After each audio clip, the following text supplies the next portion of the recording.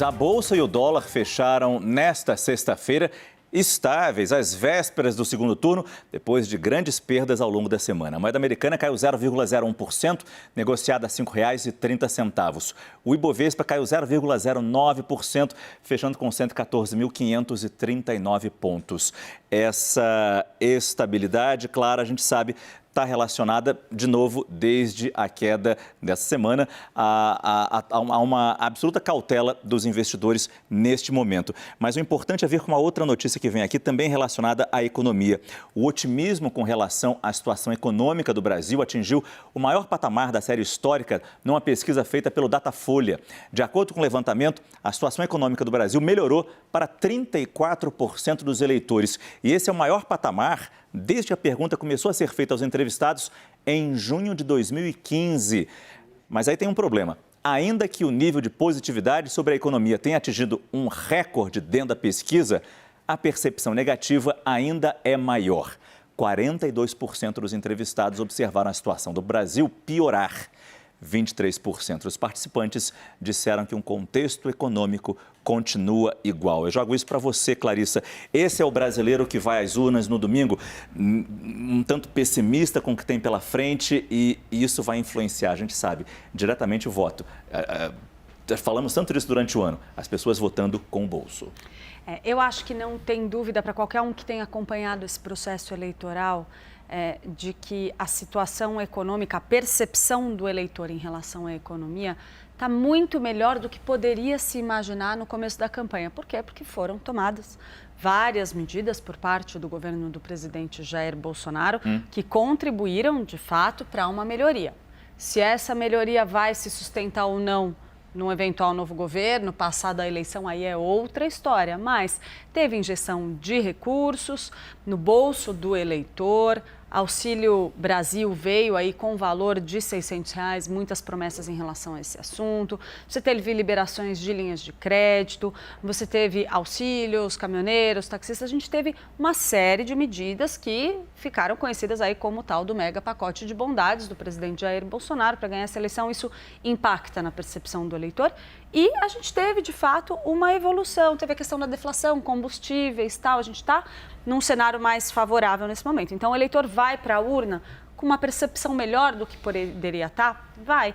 E isso joga por terra toda a estratégia que tinha sido desenhada lá atrás pela campanha do ex-presidente Lula, como a Raquel bem levantou um pouquinho esse assunto agora há pouco.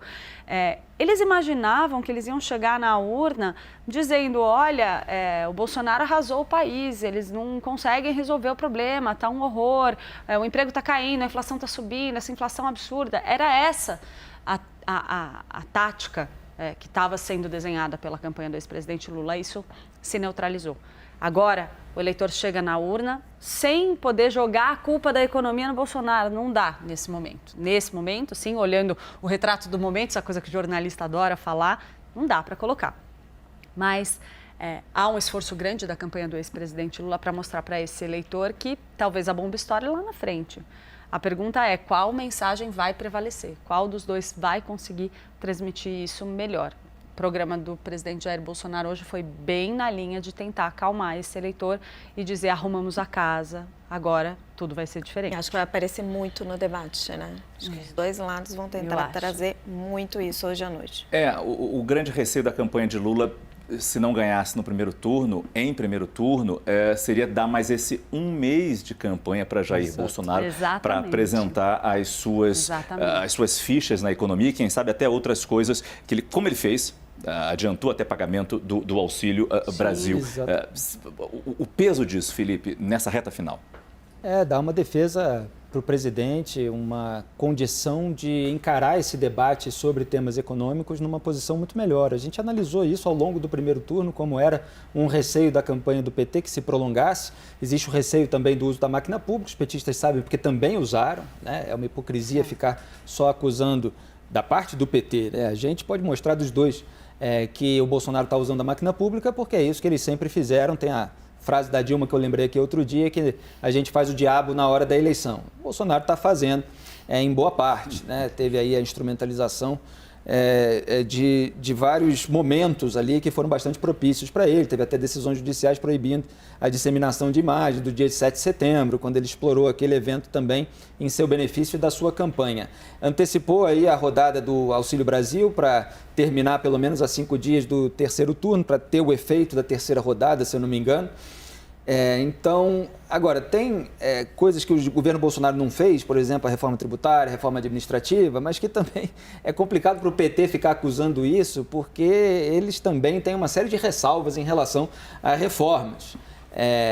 E tem um momento internacional que acaba sendo favorável para o Jair Bolsonaro, com essa queda no preço do barril do petróleo. Agora começou a aumentar um pouquinho, aí o governo está fazendo aquela ingerência na Petrobras para tentar segurar até o momento da eleição, mas a queda foi grande anteriormente, e você tem um ciclo favorável aí das commodities, né, um certo boom que o Lula viveu também ao longo dos seus governos, se aproveitou muito disso. Então, assim, ele também tenta se apropriar de um crédito que em boa parte não é dele, embora, claro, o Henrique Meirelles tenha seus méritos ali na época que estava no Banco Central. Enfim, você tem elementos aí para debater à altura.